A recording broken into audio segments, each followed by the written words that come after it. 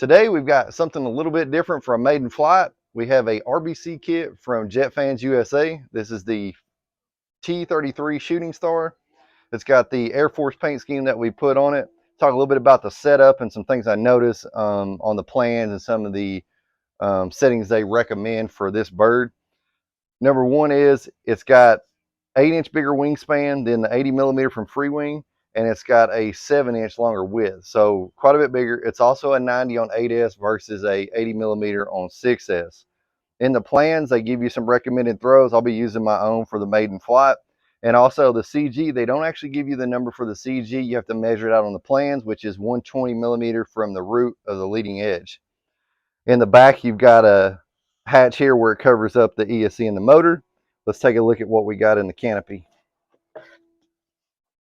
We're using a Spectrum AR8360T, a serial remote receiver up front, and then we're using two SMC 4S 5900 LI-HV2 high voltages.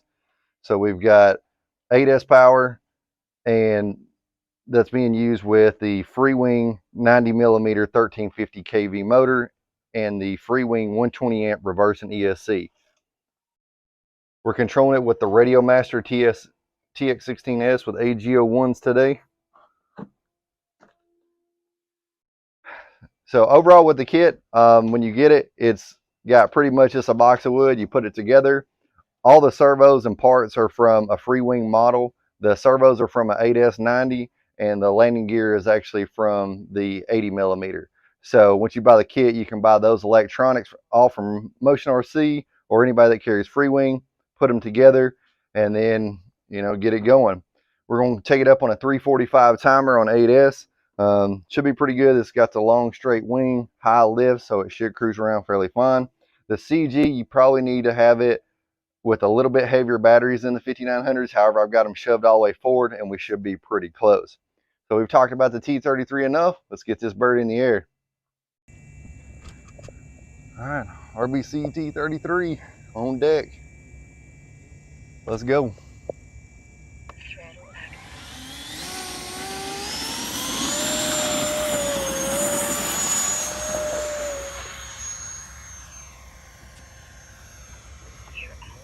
Got her up. Got her up to speed. We're gonna stay in the power a little bit. We're going downwind. Need a bunch of up.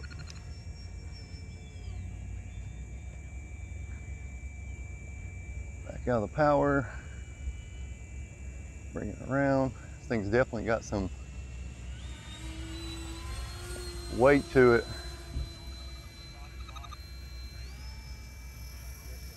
Definitely nose heavy. Definitely could use some more power even on 8S. So yeah, it's pretty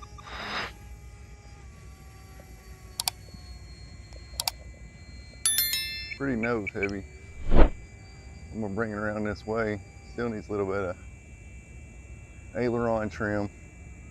I'm gonna go completely power off, see how it glides down the runway right here. I'm gonna roll it wings level.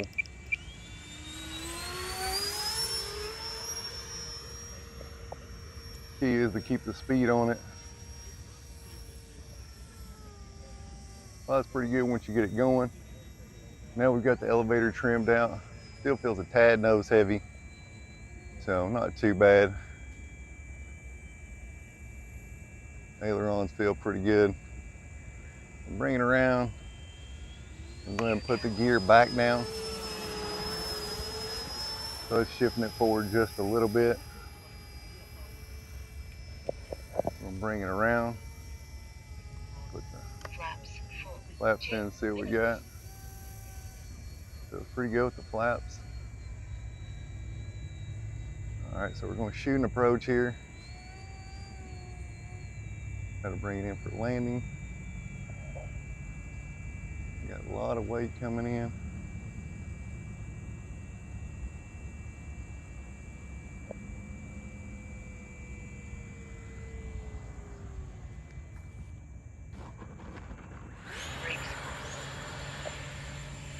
We'll just put it in the grass. I had a feeling it's going to be a little heavy and go in the grass, but that's okay. Didn't know about the battery life. We were staying on it quite a bit, so I just wanted to make sure that we got it down and everything was okay. We'll go get it out of the grass and look at the battery and look at the post-flight review and talk about the results.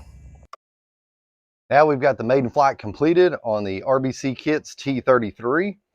Talk about what I noticed, since, as I mentioned before, there's limited information on setup on this plane and, you know, CG and throws, you know, stuff like that.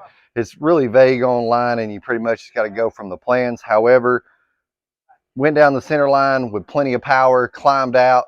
This bird, you can tell it's fairly heavy. It does weigh 10.5 pounds with the batteries in it.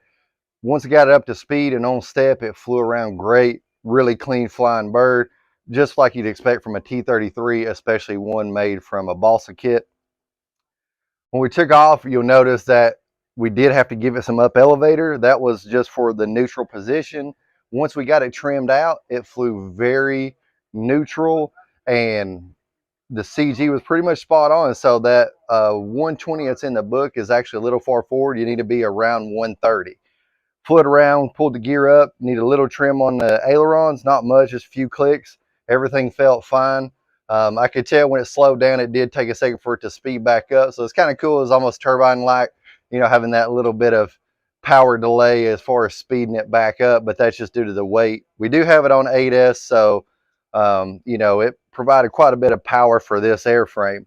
Brought it in, you'll hear me talk about, we were just going to do an approach, but it looked good, so I wanted to sit it down. I felt like I was in the throttle at a higher percentage, almost 90 to 100% the whole flight, so didn't know about the battery draw. This plane doesn't look like it's flying as fast through the sky, but when it made them passes, it really came through with some speed. So brought it in, landed long on the runway, tried to put the reverse thrust in, but either it's not as efficient or just the weight of the bird carried it down the runway. So I just decided to put it in the grass instead of going around and just be on the safe side for the first flight. So we were on a 3:40 timer. We had 1:40 left, so we only flew for 2 minutes. We were 2.5 in the sky, so very short flight. But something I had in the back of my mind I want to tell you all about. In the book, it calls for not running a free wing or an FMS EDF because it says it's not sufficient for flight. So, you know, that made me think too that I was going to be pushing the power some more. Like I say, the amount of time that it takes to build one of these planes, I'd rather be on the safe side. So looking at the batteries, we'll check them here. We were at 4.06. Now with these high voltages, they start at 435.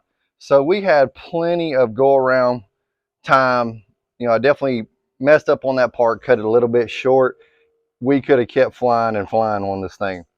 So what the power it does have, and that's one thing that is pretty common about 8S. 8S, you have a lot of power, so you can actually dial it back, and the amp draws lower, so you should be able to get better flight time with those two things put together. However, very minimal information on this plane, and it's kind of hard to judge the speed and how much power it's actually using. So I'd rather bring it in and have all kinds of battery life left than to risk something happening to the model.